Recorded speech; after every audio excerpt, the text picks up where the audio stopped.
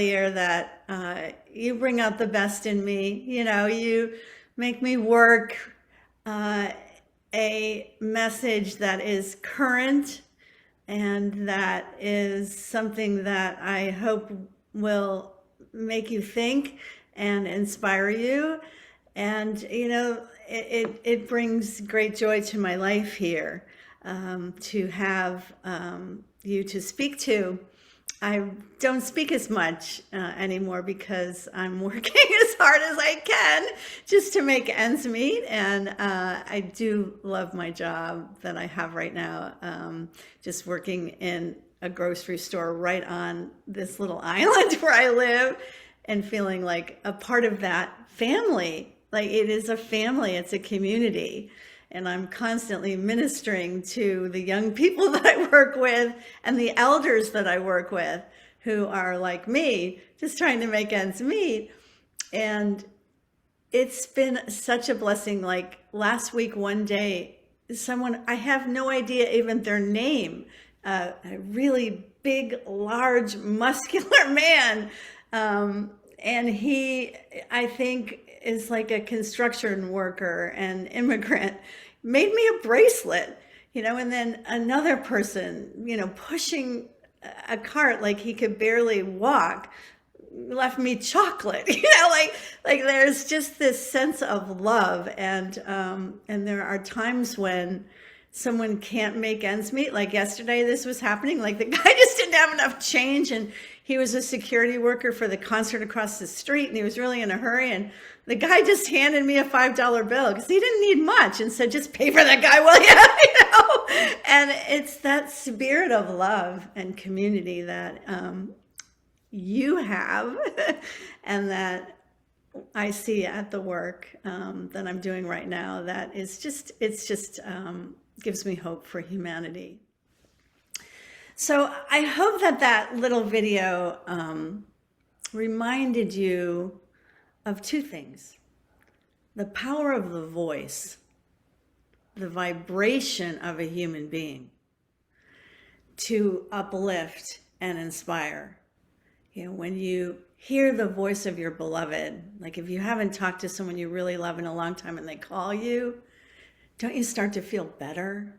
I know that every single time I connect with one of my lifelong friends, and my spiritual teacher is still Basil Braveheart, he's an elder in the Lakota Nation, I just feel better no matter what's going on in my life. And how many of you have seen that movie, The Voice of Hind Rajab? Like the first time I heard the voice of that little girl crying for someone to help her from, this horrible place she was in, surrounded by people who were her relatives, her family members who had been killed by Israeli gunfire. And she's in this car by herself, or maybe one other person is with her, and they're trying to get help. And this tiny little voice, the first time I heard that voice, it really touched me. It made me cry, but it also made me remember. And that people from all over this world are here for a purpose. And when I hear the voice of Hind Rajab, it wakes me up. It helps me to remember that the whole world, every single person, but also every single life form is my people. So I want to talk to you today about, our 250 years celebration of America. And to give you a message that I would like to dedicate to my Iroquois teachers, to the Seneca Nation who gave birth to Sister Mary Jose Habte, an incredible voice for the values of the Haudenosaunee people. That is the name of the confederacy of the nations of what we call the Iroquois. And she was part of the Seneca Nation. She was also a Franciscan nun. She was also a teacher at UCLA, and she was a brilliant disseminator and embodiment of the values of the incredible teachings of what we call democracy that were given to us by the clan mothers, the chiefs, and the many people in the part of the world that I grew up in, upstate New York especially, and New England, that were the students of these people. And it's written into a lot of our records that we've never heard about, most of us, but that were part of what helped us to form what was our democratic United States of America. So I'd like you to remember is the power you have as people. We're really not that different from other life forms, and I think we're really learning that more and more. And I don't know how many of you watch those videos of animals adopting other infant animals and raising them as their own, or people adopting infant animals and raising them as their own. But, there's this awareness that's coming into the world that, we're not the only and perhaps not the smartest species. And there's this, at least in my circles, this awareness that we have a lot to learn from what we call the environment, which is such a weird term anyway. What does that mean? The ecosystem? That's also a kind of a weird term. But what it is it's an attempt for us to understand what the indigenous people have always known, that we're a part, inextricably interlinked to all of life. And unless we have a respect for it, we're gonna die, because the earth is like a dog inhabited by fleas, and we're the fleas, right? And it's just gonna shake us off if we keep destroying it, because the earth is more than humanity. We belong to the earth, and we must begin to have respect for all life that gives us life, or we're going to end up gone. And the cockroaches will win, and all other life forms will win. We've seen life forms come and life forms go. We call them different names, but that's not who they are. It's just what we name them, and lots of things have become extinct, and we may be next. And we have to own that. We have to understand that. And I love this little video that I showed you too, because he totally believes in a voice beyond his small self. And I don't know how many of you have experienced that, but I know that there is something larger, something greater, and something guiding me, something keeping me alive in this body. And I'm not this body, and I'm not this personality, and that I'm here to serve the greater good. And there is a force of good in the world. And Gandhi called it ahimsa, the soul force. If we're aligned with that, we will be supported in interesting and synchronistic ways. Carl Jung taught us about that in his little red book, that there is this greatness that we can align with, that will guide us and show us through dreams and symbols and through the walk of our life, that we're here to evolve, to be all that we're meant to be, unique and irreplaceable people in this world, because there's no two of us that are exactly alike. None of us have the same soul purpose.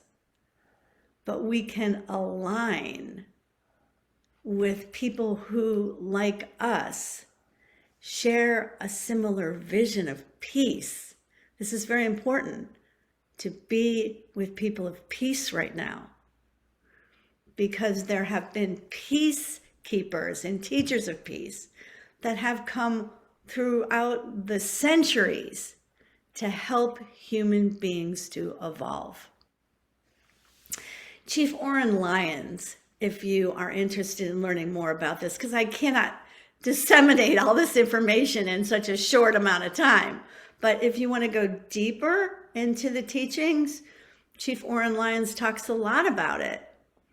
And he is the spiritual leader of the Haudenosaunee people. He has been elected to be that in a particular way that his people tried to disseminate to the United States of America before it became the United States of America and was just a bunch of warring people killing Native people in horrific ways. It's estimated that millions of people were killed by the people that came to colonize the Americas. Because in 1900, there was, I guess, some kind of estimate through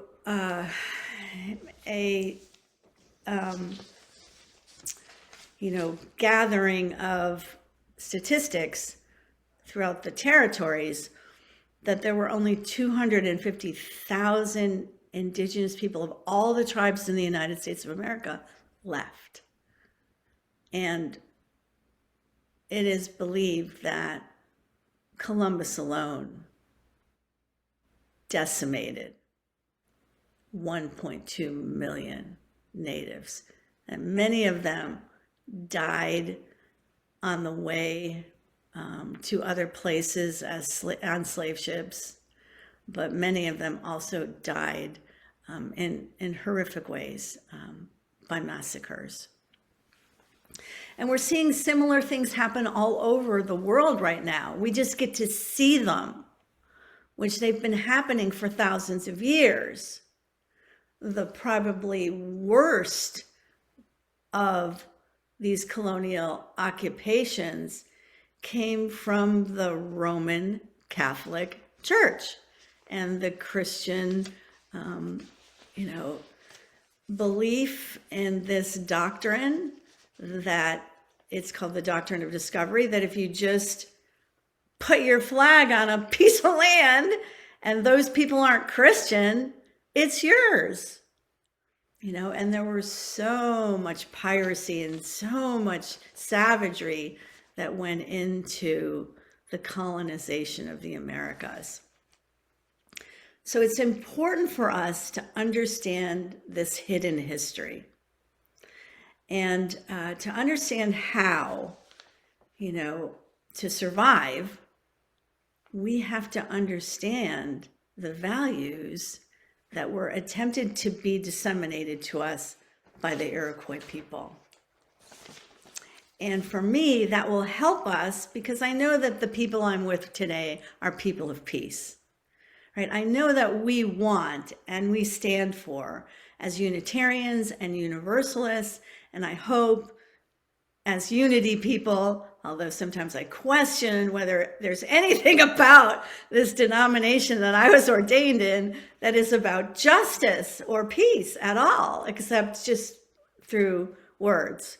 I think I have to acknowledge that the Unitarian Universalist Church has been much more action-oriented and much more brave, much more courageous than the unity movement today.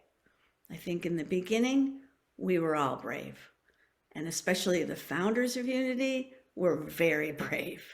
And we're part of the Underground Railroad, and we're doing all kinds of protesting and things that they no longer do in my tradition, which is very disturbing.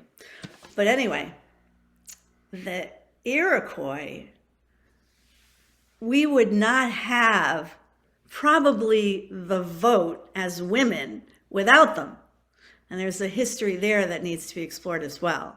How the Iroquois women, upstate New York Iroquois women, met with all of the women who were part of this, what we call the suffragette movement. I don't know how it got that name. Maybe they suffered a lot. But that movement was inspired by the Iroquois Confederacy, because the Iroquois Confederacy is based on this idea that God gave the land to women because they're working it. They're the medicine women. They're the herbalists, and they are in charge of the land. And so we have clan mothers, and the clan mothers choose the leaders. And the leaders are the chiefs, like Oren Lyons. But once they are chosen by the clan mother, the people have to agree. There has to be a consensus of the people to agree on that person. And if they don't, then they go back to square one and they choose another leader. It's like a 3-tiered system because there's different groups that have to all approve the leader.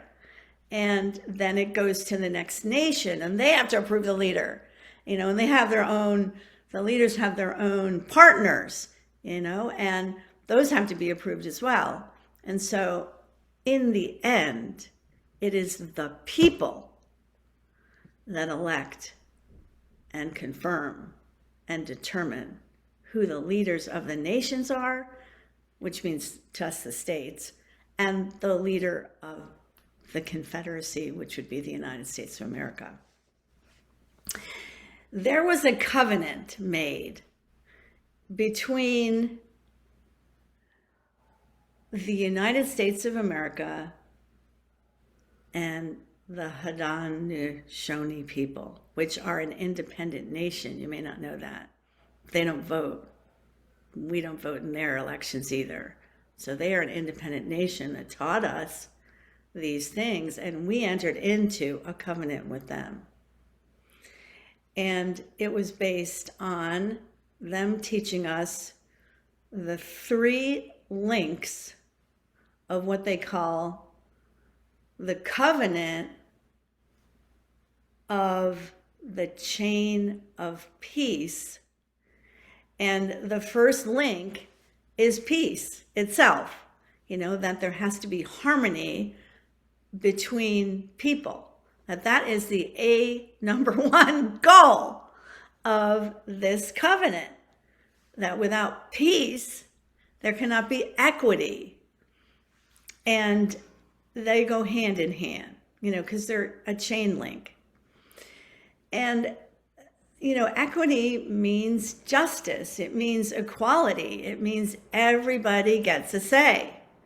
Nobody gets killed. That's number 1. Peace is our goal. And we determine peace by negotiation, by conversation, by circles, and by those things that we all agree on, including our leaders. And the third thing is that we entered into an agreement, a covenant, with the people of the Iroquois that said that we agree to this peace with you and these principles of equity as long as the sun rises in the east and sets in the west, as long as the rivers run downhill, and as long as grass grows green. So we know that there's some contradictions in that today, right?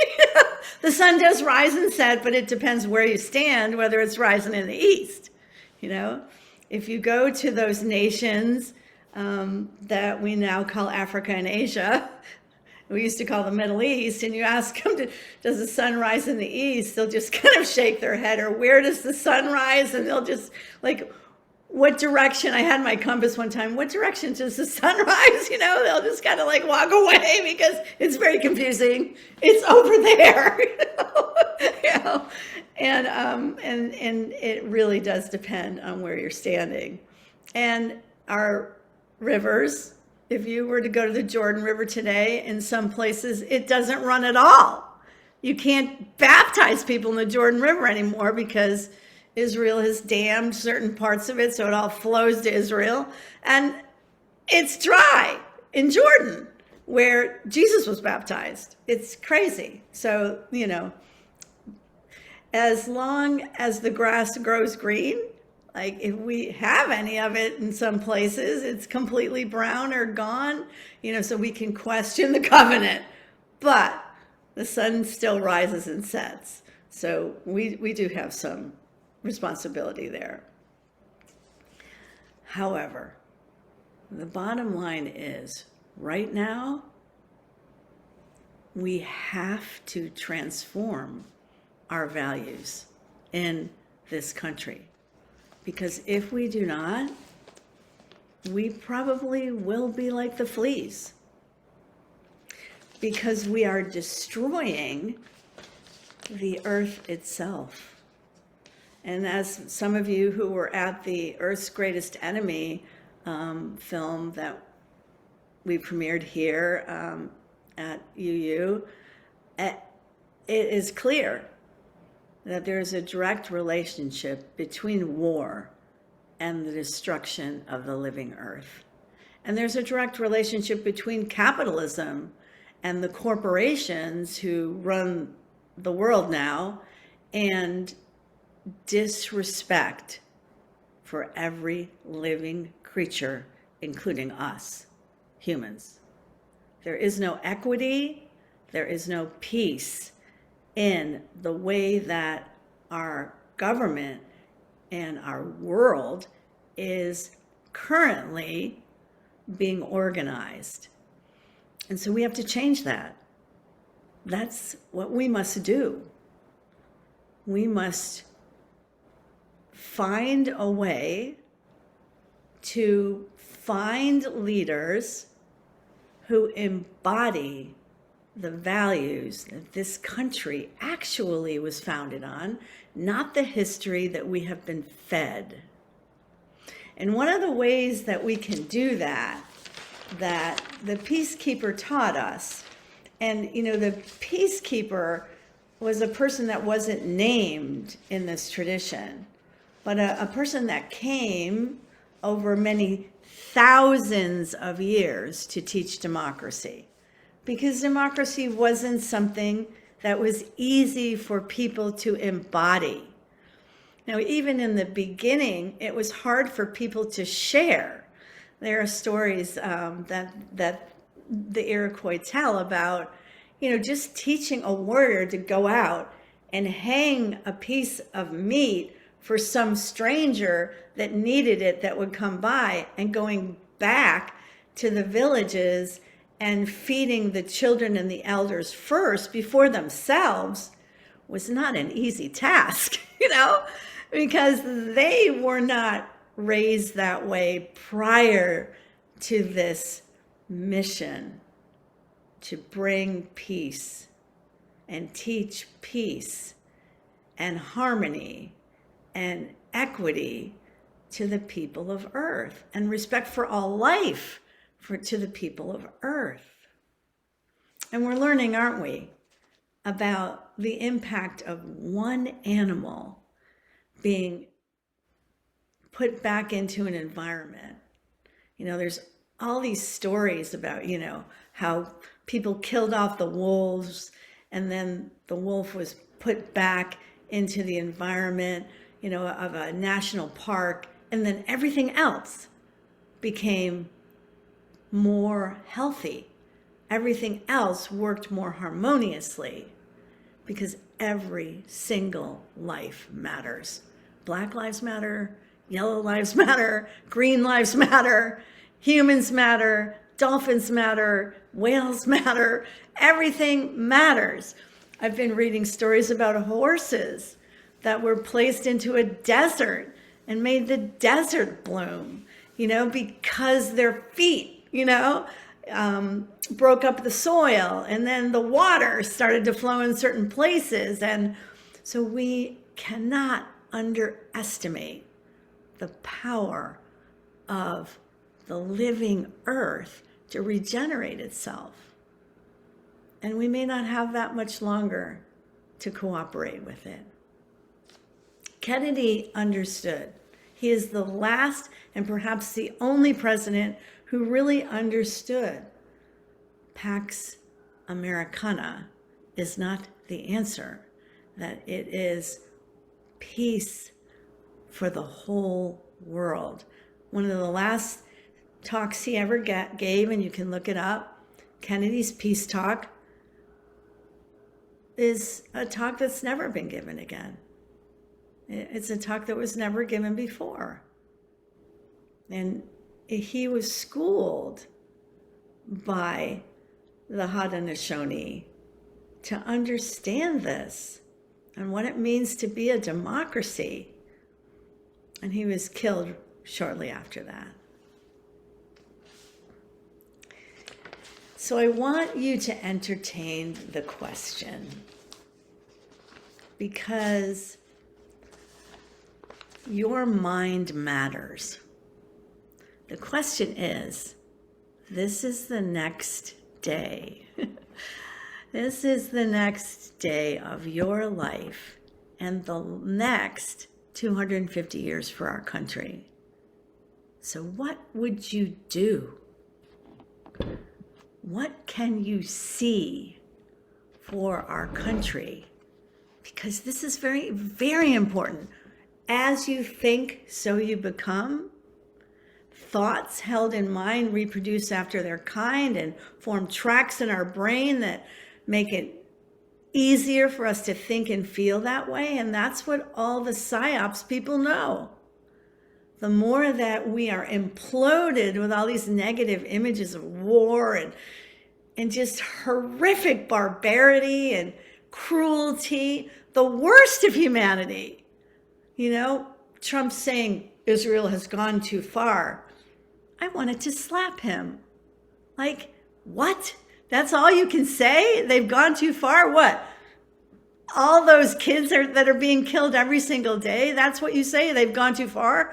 Like, why was it ever okay to do that? You know, that's what I want you to say if you're the peace president, that it's wrong to torture people, that it's wrong to massacre people, that it's wrong for the United States of America to bomb anyone, because none of it's in self-defense. There is no such thing as a just war. You know, all these pundits, you know, that are, you know, contemplating, you know, the merits or the, you know, way that, you know, this person saying this is going to mean this. It is a way of demoralizing us. Stop watching it. Stop watching all those images, because it doesn't help. It makes us feel bad, and it doesn't inspire us to change. What we so desperately need is a new vision and people who believe in it. And people like you coming together as people of peace and standing for that. I live in a little island that is so diverse. People are here from all over the world. And there are some really, I say, crazy people here because they're so beautiful and they're so lovely, and they could possibly be people who are bringing me presents, and I adore them. That's my job as a customer service person, right? Just to adore everybody. And so they come up to me and they say things like, and to this young person that I was standing with, we were horrified. They came up to us and said, you really should move to Florida, because it's going to be one of the only places that Trump is going to, his ideas are really going to be in place, because all of the Trump people are moving there. I was like, thank you for sharing.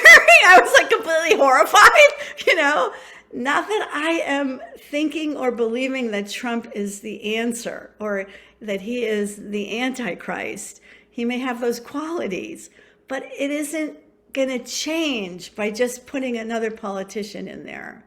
It doesn't really change until we change and we believe. in who we really are. And we believe in the power that we have to get back on track with what it really means to be a democracy. And you can't have a democracy without people who are acting not just for their own personal profit, but for the good of all people.